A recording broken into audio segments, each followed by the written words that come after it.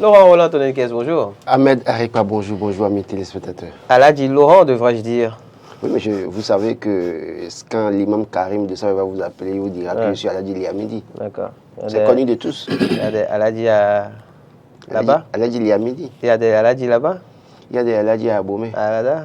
Il y a des gens qui sont Aladji de Kétou qui sont retrouvés à Abomey les Arekpa. Adrien, bonjour. Bon. Bonjour Mohamed Arekpa. Bonjour à toutes et à tous. On va s'intéresser à l'essentiel. On va s'intéresser à l'essentiel. Vous voulez pas répondre. Non, continuons.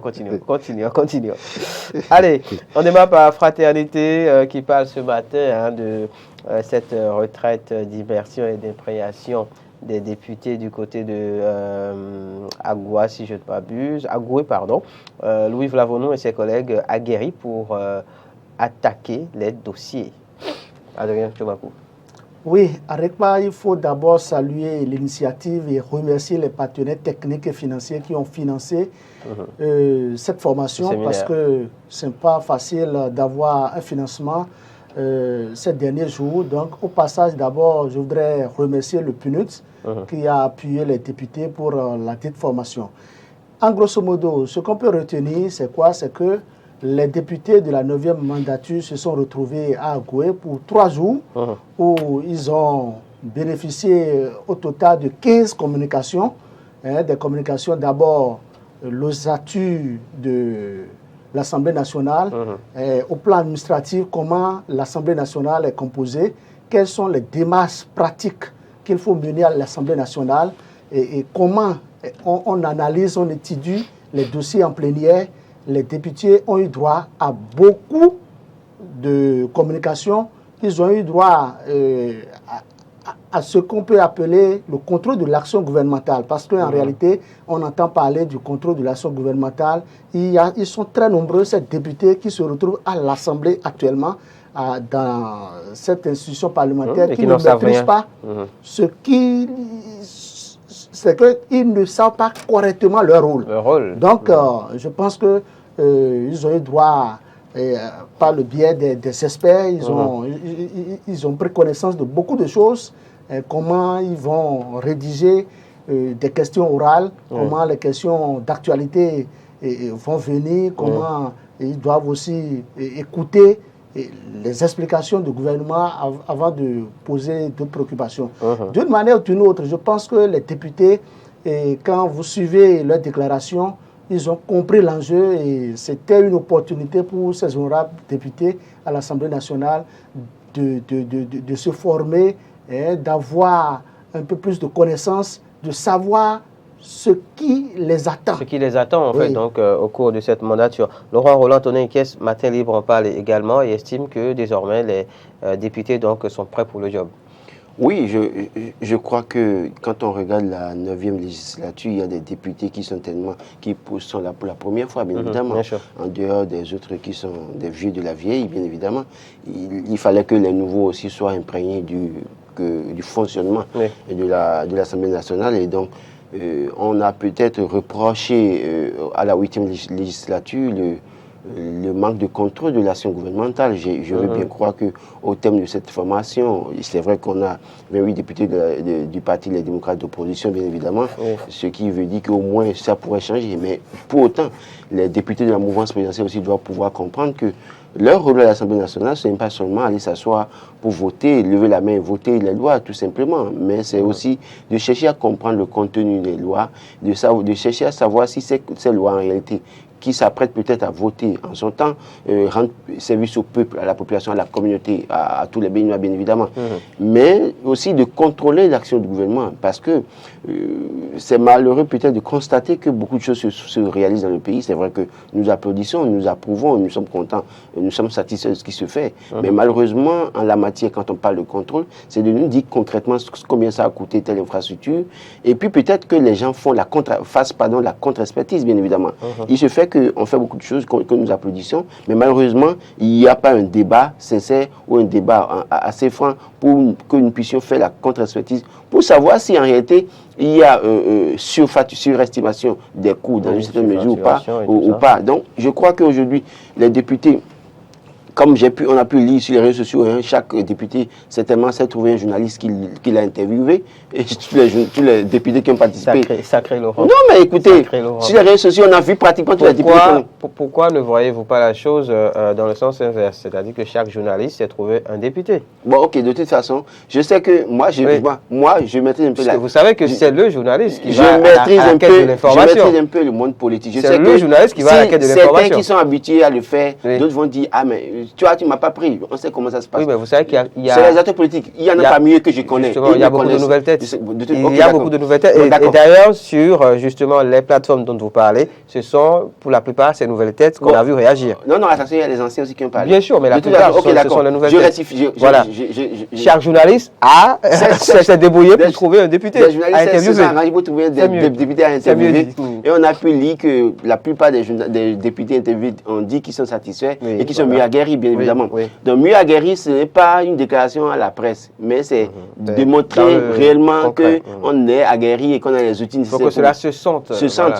On ne leur dit pas d'aller peindre tout en noir concernant Patrice Talon. On ne leur dit pas d'aller diffamer ou bien d'aller insulter Patrice Talon. On ne leur dit pas d'aller faire des casses, des tapages à l'Assemblée nationale pour un non-sens, non. Mais qu'ils fassent le travail dans les limites du règlement intérieur de l'Assemblée nationale, mais en contrôlant véritablement l'action du gouvernement et en votant des lois qui rendent service à la communauté. Les quatre vérités, je veux ajouter quelque chose très rapidement, parce qu'il y a une communication qui m'a intéressé, je l'ai lu sur les réseaux sociaux.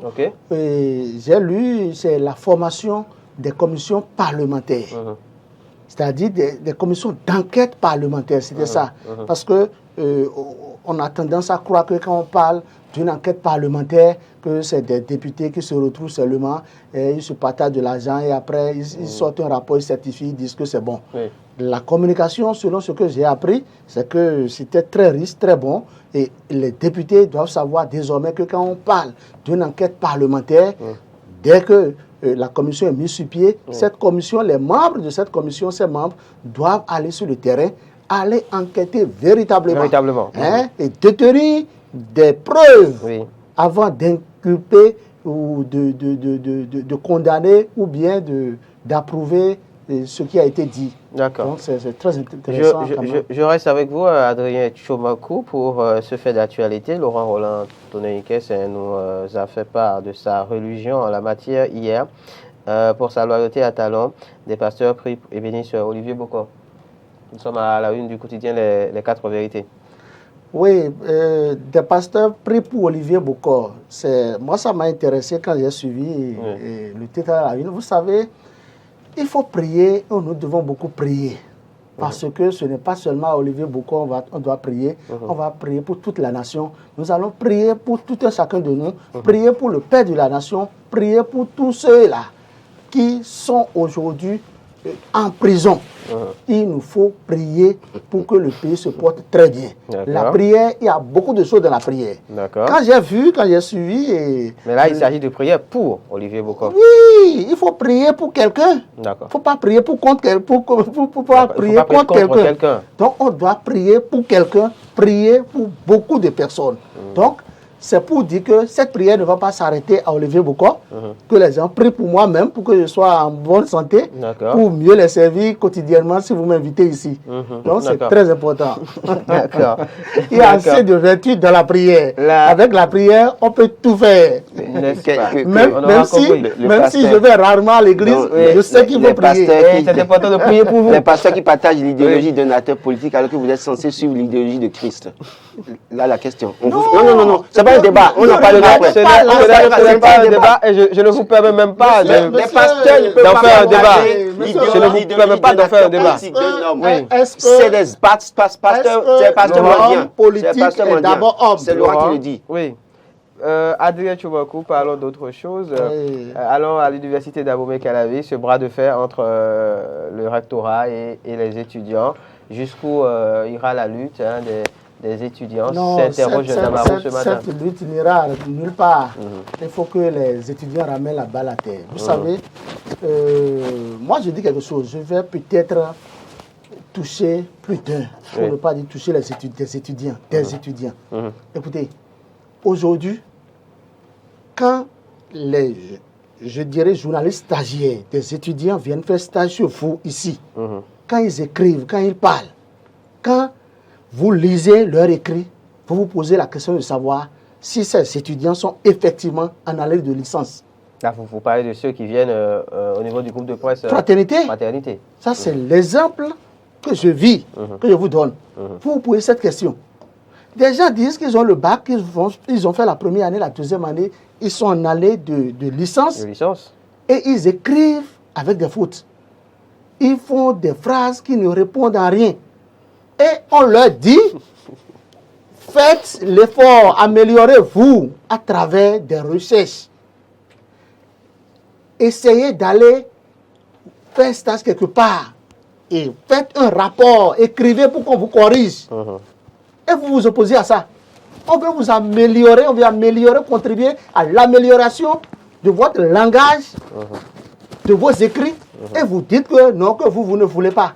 Moi, je suis comme ça. Je pense que ces étudiants doivent comprendre que d'ailleurs, on parle des étudiants de la Flash. Oui. C'est eux qui doivent donner le bon exemple, parce que la Flash, c'est d'abord le français et les lettres modernes, c'est beaucoup de choses. Et pourquoi les étudiants de la FADESP, les autres étudiants, ne donnent pas de la voix? Pourquoi eux, ils acceptent faire la soutenance et vous, une seule entité, vous allez vous opposer à une décision rectorale? Moi, je suis contre ça. Et je pense que le recteur doit tenir bon, le recteur doit être ferme sur sa décision et que les étudiants doivent comprendre que c'est pour améliorer leur niveau intellectuel, c'est pour les amener à avoir un peu plus de notions qu'on leur demande de faire cette soutenance. D'accord, on passe à la une du quotidien Le Devoir très rapidement. Arrondissement de Godomain, quartier Fillon-Hou. Nous sommes donc dans la commune d'Abomey. Quelle a vu recrudescence, Laurent Roland Tonenquès, de vol de compteurs Soneb? Oui, je crois que cette affaire date de très longtemps. Les gens volent les compteurs Soneb et même parfois, c'est les compteurs SB2E qui sont enlevés parfois. Donc, oui, il va falloir peut-être commencer par peut-être mettre des instructions sur ces compteurs pour empêcher que les gens l'utilisent ailleurs, quoi. C'est-à-dire que, parce que malheureusement, si les gens volent ça, c'est que c'est possible de l'utiliser ailleurs. Et si il faut mettre une instruction dessus pour empêcher l'utilisation ailleurs, il va falloir y réfléchir. Je pense que c'est mieux. Adrien Tchoumakou sur le sujet? Oui, vous savez, je vais peut-être vous étonner. Moi, personnellement, je vois que le gouvernement faillit à ce niveau. Okay. Quand il dit gouvernement, ce n'est pas le gouvernement qui est là. Ça a commencé depuis Kérékou. D'accord. Le gouvernement Kérékou a failli, le gouvernement Boni Yaya a failli, et Patrice Talon doit relever le défi. D'accord. Il s'agit de quoi? Il s'agit de quoi? Regardez, pourquoi jamais, à grand jamais, on n'a jamais volé dans notre pays des compteurs de la SB2E? Il y en a qui sont volés. C'est des compteurs, pour ce que je sais, les compteurs de la SBE ne peuvent pas être volés. D'accord. Si vous volez ça, vous irez l'utiliser ça où? D'abord, dans ces compteurs, il y a GPS, il y a tout. Le compteur de la SB2E va vous servir à faire quoi? À faire devenir des compteurs, c'est ça? Ça ne peut pas marcher. Donc, le gouvernement doit investir, doit mettre de l'argent dans le système de la SB2E pour que les compteurs de la Soneb, soient codés. Okay. Si ces compteurs sont codés, vous volez ça, vous ne pouvez pas l'utiliser nulle part. Et vous voulez quoi? Vous allez prendre ça pour aller servir d'ornement ou bien c'est quoi? Ça veut dire que on peut empêcher le vol des compteurs de la Soneb. Il suffit que le gouvernement y mette les moyens. Les compteurs de la Soneb seront codés. Quand vous volez ça, c'est fini. Vous ne pouvez plus l'utiliser. D'accord. Avec Le Devoir, on apprend aussi que la lutte contre la cybercriminalité se poursuit. Il est fait mention de 2 enfants d'un certain transitaire qui seraient arrêtés en France et de 2 frères jumeaux, notamment réfugiés au Ghana, qui seraient activement recherchés. Et à Matin Libre, sur le même sujet, de dire, Laurent Roland Tonenquès, que c'est très chaud actuellement pour les guymen Et donc la question de la reconversion s'impose à eux comme seul recours. Oui, la seule alternative pour les cybercriminels aujourd'hui, c'est de se reconvertir. Moi, je l'ai dit, s'ils s'aiment et qu'ils aiment leur famille, c'est de faire très vite une reconversion forcée, bien évidemment. C'est vrai qu'on a pu voir que certains parmi eux ont pu couper les traits sur les têtes et qui se sont rasés la tête. Ils sont en bomba comme vous et moi. C'est plus maintenant, ce n'est plus les destroyer, ce n'est plus les tatouages sont cachés. Les tatouages sont cachés. Mais oui, c'est pourquoi les cheveux coupés, c'est pourquoi les cheveux bien coupés. Oui. Non, beaucoup parmi eux maintenant ont la tête rasée comme moi et donc les bombas cachent les tatouages, bien évidemment. Et il y en a même Certains points désormais, ils sont à Zem désormais. Oui, les voitures sont cachées, les motos. Les motos d'Aring ne sont plus là. Les PCI. Non, je crois qu'aujourd'hui, il y a une prise de conscience plus ou moins. Mais pour autant, j'ai vu quelques-uns il y a quelques jours qui continuaient de faire le malin dans la circulation. Ils disaient, mais écoutez, tu n'as rien compris encore. Mais pour autant, il faut dire qu'au moins, tout au moins, que c'est beaucoup pas mieux, ils sont rangés. J'ai appris qu'il y a plus de 100 qui ont été arrêtés à Ouida également, à Calavi aussi. Il y a 4 qui ont été arrêtés à... J'ai lu la commune ce matin, il y a 4 qui ont été arrêtés aussi à Grand Popo. Ils revenaient de Lomé.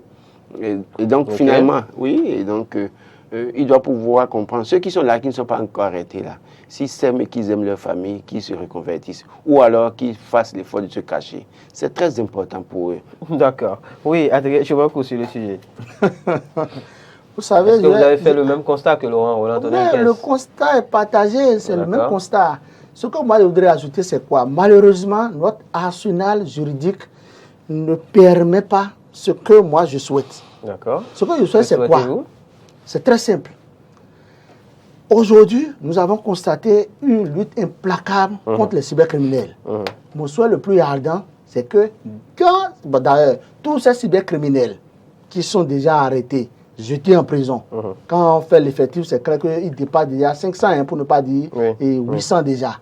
Écoutez, ces cybercriminels, avec d'autres qu'on aura arrêtés, il faut qu'on les amène dans le département des collines ou au nord, aller cultiver la terre. Je sais qu'il va dire une bêtise, oui. Okay. Non, c'est une réalité. Oui, puisque nous avons tellement de terres cultivables et non cultivables là-bas, il faut que, écoutez, ça se fait au Nigeria tout près. Les prisonniers, c'est pourquoi je dis que notre arsenal juridique ne nous permet pas.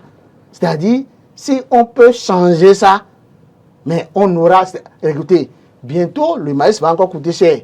Et si les gens nous cultivent la terre, on aura les céréales, on aura des tubercules. On pourra atteindre très facilement une autonomie alimentaire. Une autonomie alimentaire. Ils vont contribuer d'une manière ou d'une autre à ça. Parce que on les arrête, ils sont nombreux aujourd'hui à croupir en prison. Ils ne sont même pas encore jugés. Ils sont placés en détention préventive. On peut même les oublier là, puisque quand tu es placé en détention préventive, c'est parti pour beaucoup de temps. Tu peux faire 1 mois, 2 mois, 5 mois, 1 an, 10 ans, 15 ans, 20 ans. Et je pense qu'il est souhaitable, si nos tests le permettent, qu'on agisse très rapidement pour qu'on les amène à labourer la terre, à cultiver, à faire le champ, les travaux champêtres. Et là, ils vont... Parce que, écoutez, quand ils sont en prison, tous ceux qui sont en prison, selon les tests en vigueur, même si leurs parents n'apportent rien, l'État a l'obligation de les nourrir. Il y a l'agence pénitentiaire qui les donne à manger. Et c'est des millions, voire des milliards que l'État béninois est en train d'éjecter. Donc je pense que au lieu de continuer à les nourrir, certes on va les nourrir, mais il faut qu'ils contribuent au PIB de notre pays. On ne va pas les laisser comme ça. Ils ne seront pas là en train... Parce que même s'ils tombent malades, l'État a l'obligation de les soigner. Donc il faut quand même qu'on les fasse transpirer. Ce n'est pas seulement le sport qu'ils feront à l'intérieur de la prison, mais il faut quand même qu'ils travaillent. Merci Adrien Tchomakou. On va finir maintenant très rapidement, Laurent Roland Tonnerre, par un sujet. Nous sommes à la une du quotidien La Sentinelle du Golfe qui nous emmène au Sénégal pour nous parler du nouveau renvoi au 30 mars du procès de l'opposant Ousmane Sonko. Oui, je crois que Macky Sall s'amuse avec le feu et malheureusement la CEDEAO est muette sur la question. Et c'est ça la CEDEAO que nous avons dans notre région. C'est-à-dire que quand il y a un problème dans les pays, un problème interne, c'est-à-dire que la CEDEAO ne réagit pas. Jusqu'au moment où quand il y a coup d'État, la CEDEAO se trouve le moyen de réagir et de dénoncer ou de sanctionner tel pays.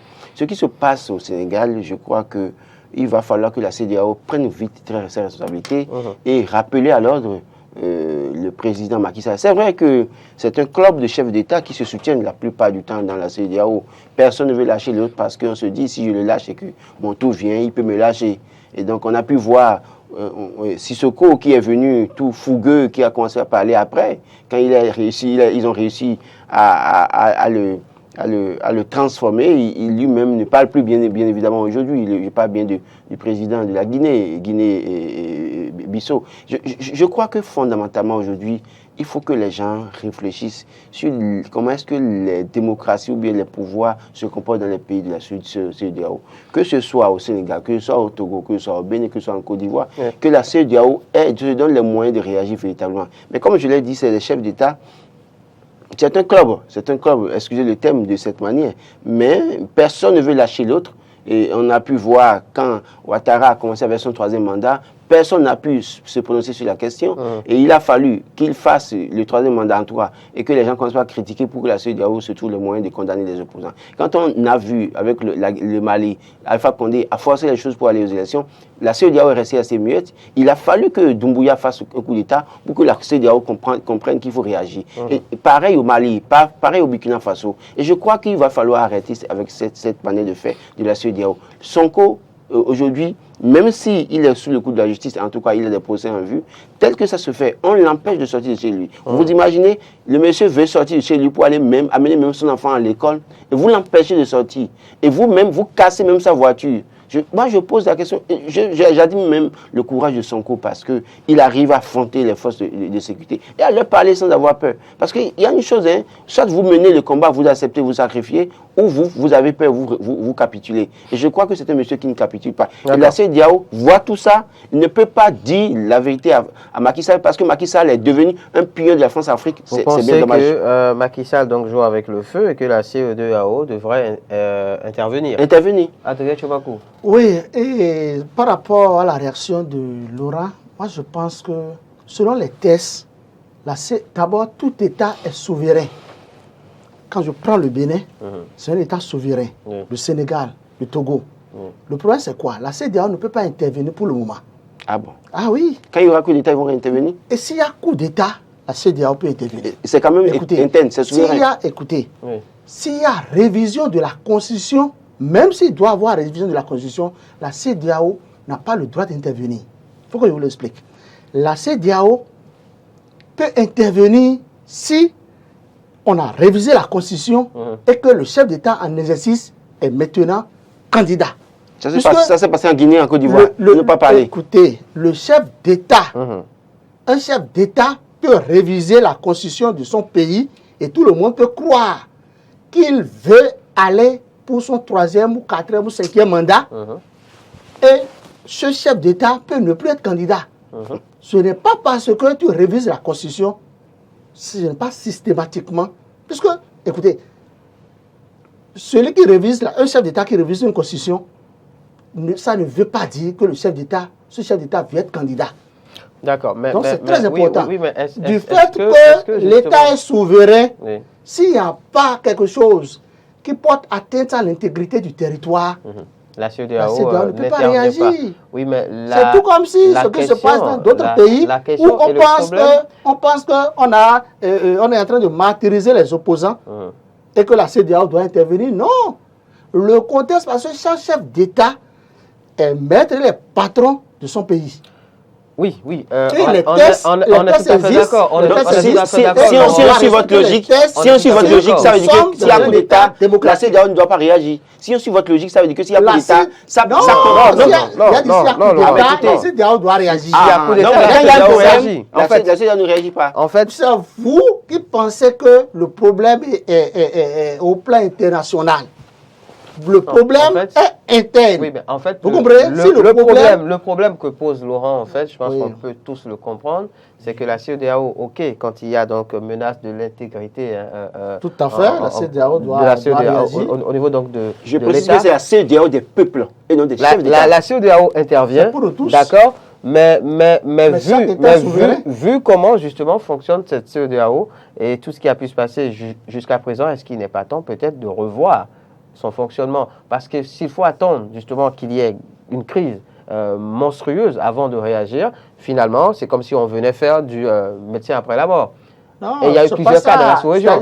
La CEDEAO commence par intervenir maintenant. Oui. On peut parler d'émission de la CEDEAO. Oui, ce que vous oubliez, c'est que le soulèvement qu'il y a aujourd'hui, ça peut amener la rue à chasser Macky Sall du pouvoir. Et en ce moment, la CEDEAO va intervenir. Alors que la CEDEAO peut réagir maintenant pour empêcher ça.